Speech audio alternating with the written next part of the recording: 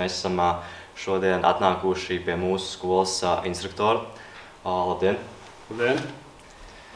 Pastāstiet lūdzu, ko tieši jūs šeit mācāt? Šajā konkrētajā priekšmetā principā jaunieši apgūst ļoti daudzas iemaņas. Ja? Sākot, pieņemsim, ar izdzīvošanas kaut kādiem, kas ir jāsalasa tajā izdzīvošanas somā.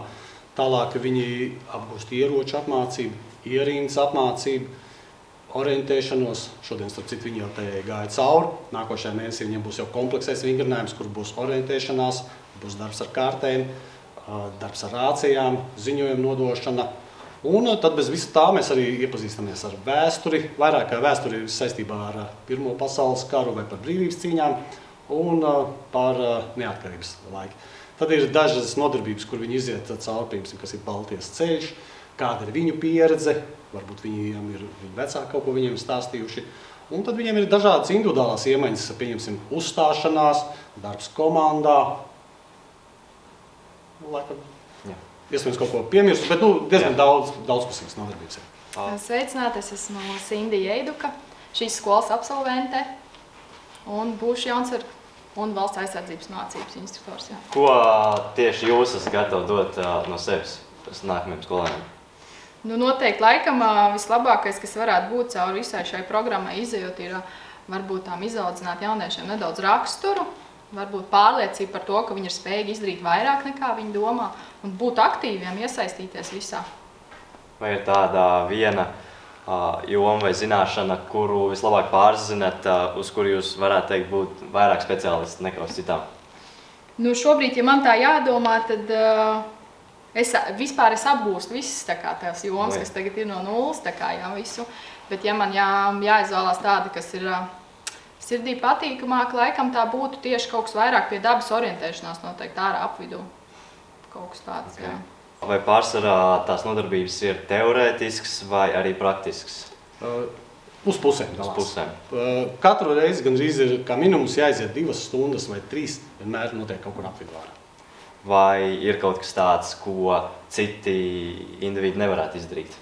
Es domāju, ka nav tāds lietas. Vienīgais varbūt, ja ir cilvēkam kaut kas, viņš galīgi ar ieročiem negrib nekādā gadījumā saskarties, jā, ir kaut kāda reliģiskā pārliecība, ka ierocis tas ir slikta lieta, jā. Tad viņam varētu būt šeit bišķīt problēmas, jo, tomēr ieroči, pat cik valsts aizsardzība tā tomēr ir, jā, tad ieroči ir šeit iesaistīti un tad viņam varētu būt problēmas. Bet fiziskās aktivitātes ir ļoti maz, tā kā iespējams, jums jaunieši pastāstīs, ka varbūt viņi teikt, ka ir vairāk nekā es domāju, ja? Bet man liekas, ka ir ļoti minimāla fiziskās aktivitātes. Vai tev šie visi uzdevumi un galvenokārt teorija liekas sarežģīti?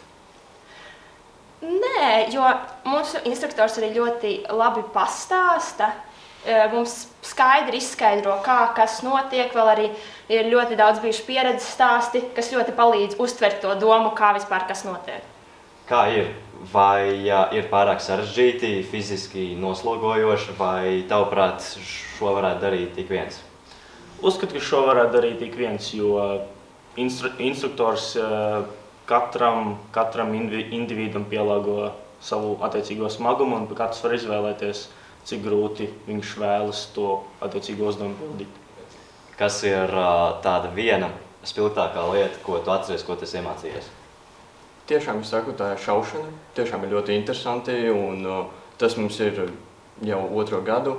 Tā, protams, notiek visbiežāk tieši siltākā laikā, jo tas loģiski ir iespēja iziet ārā un šauti, jo telpā tas īsti nav iespējams. Bet jā, tiešām sāk šaušana.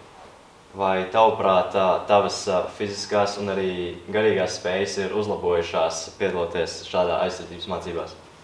Jā, protams, es uzskatu, ka tas ir, jo mums jau tieši šodien arī bija orientēšanās, un arī ļoti bieži notiek šādi, teiksim tā, ārā pasākumi, kā mēs darbojamies tieši praktiski ārā, piemēram, ar kompasiem, vai arī atkal tāpat šaušana.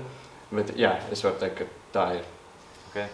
Vai tavuprāt visiem vajadzētu mācīties šādu aizsardzības mācību? Es uzskatu, ka katram tas būtu ļoti noderīgi gan no valstiska viedokļa aizsardzības ziņā, gan individa pašizaugsmes dēļ. Okay. Paldies! Paldies jums!